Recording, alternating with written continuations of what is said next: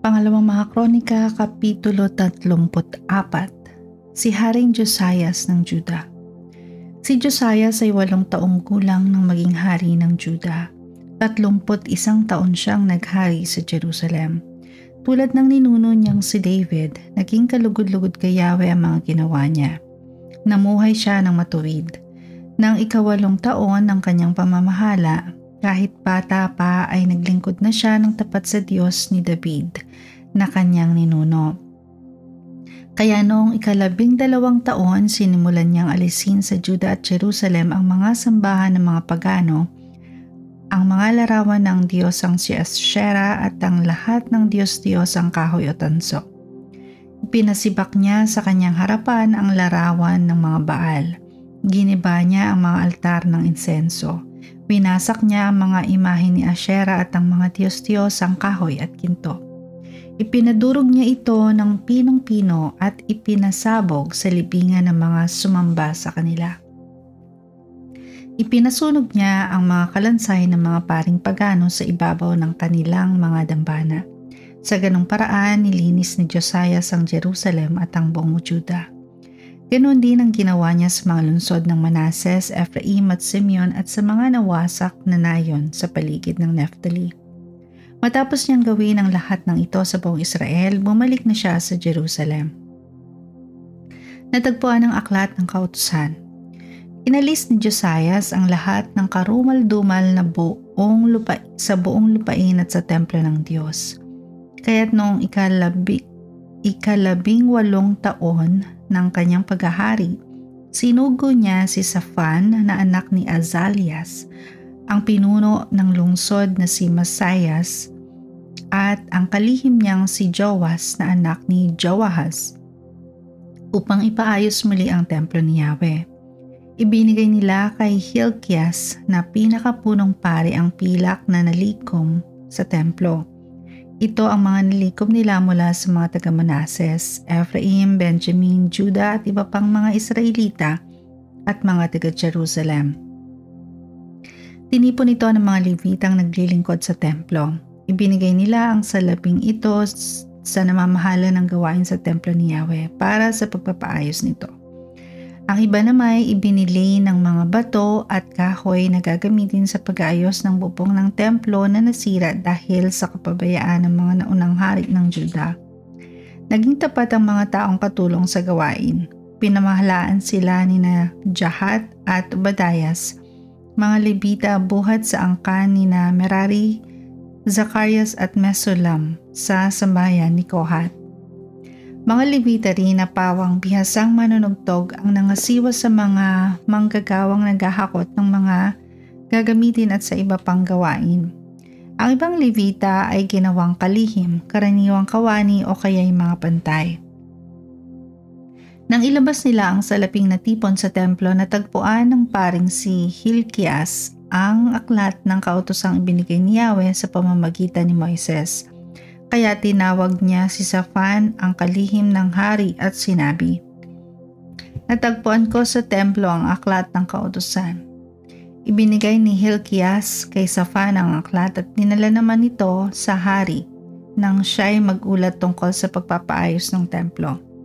Sabi niya, "Maayos po ang takbo ng lahat ng gawaing pinagkatiwala ninyo sa inyong mga lingkod. Tinunaw na po nila ang pilak na nakuha sa templo at ibinigay sa namamahala ng trabaho." Sinabi rin ng kalihim ang tungkol sa aklat na ibinigay sa kanya ng paring si Hilkias at pinasa niya ito ng malakas sa hari. Nang marinig ng hari ang nilalaman ng aklat, pinunit nito ang kanyang kasuotan.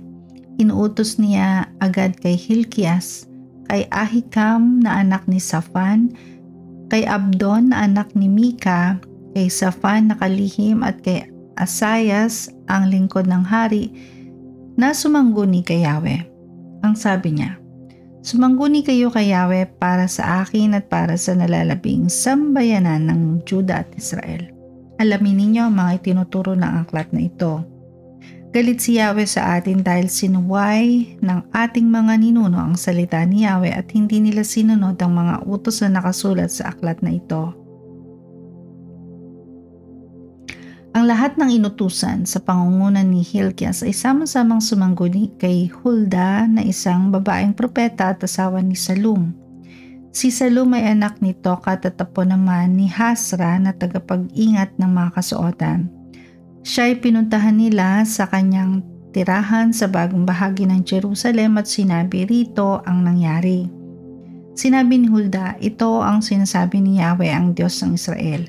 Sabihin ninyo sa nagsugo sa inyo na padadalhan ko ng malaking sakuna ang lugar na ito at padaranasin ng matinding hirap. Mangyayari ang lahat ng sumpang sinasabi sa aklat na binasa sa harapan ng hari ng Juda. Matutupad iyon sapagkat ako'y kanilang itinakwil at sa ibang mga Diyos sila naghandog at sumamba. Ginalit nila ako dahil sa mga Diyos-Diyos ang ginawa nila, kaya't hindi mapapawi ang galit na ibubuhos ko sa bayang ito. Ito ang sabihin ninyo sa hari ng Juda. Sinasabi ni Yahweh ang Diyos ng Israel. Nakita kong buong puso kang nagsisisi at nagpapakumbaba nang marinig mo ang kanyang salita laban sa lugar na ito at sa mamamayan dito. Dahil nagpakumbaba ka, sinira mo ang iyong kasuotan at nakita kong tumangis ka nang marinig mo ang nakahanda akong parusa sa Jerusalem at sa mga naninirahan dito. Pinakinggan ko ang inyong panalangin. Kaya hindi mo na maaabutan ang parusang igagawad ko sa lugar na ito. Isasama kita sa iyong mga ninuno at mamamatay kang mapayapa. Ito ang kasagutang dinala nila sa hari. Ang pangako ni Josias at ng mga mamamayan kay Yahweh. Dahil dito'y ipinatawag ng hari ang mga matatandang pinuno ng sambayanan sa Juda at Jerusalem. Kaya't sama-sama silang pumunta sa templo kasama ang mga pari, levita at lahat ng mamamayan sa Juda at Jerusalem. Tumayo ang hari sa harap ng madla at pinasa ang buong aklat ng tipan na natagpuan sa templo. Nakatayo roon ang hari malapit sa isang haligi ng templo. Nanumpa siya kay Yahweh na susundin nila ng buong puso at kaluluwa ang kautusan at ang mga itinakda ng kasunduang nakasulat sa aklat na iyon. Pagkatapos, pinanumpa rin niya ang lahat ng taga-Jerusalem pati ang mga taga-Benjamin na sumunod sa kasunduang ginawa ng Diyos ng kanilang mga ninuno. Inalis ni Josias sa buong nasasakupan ang bayang Israel ang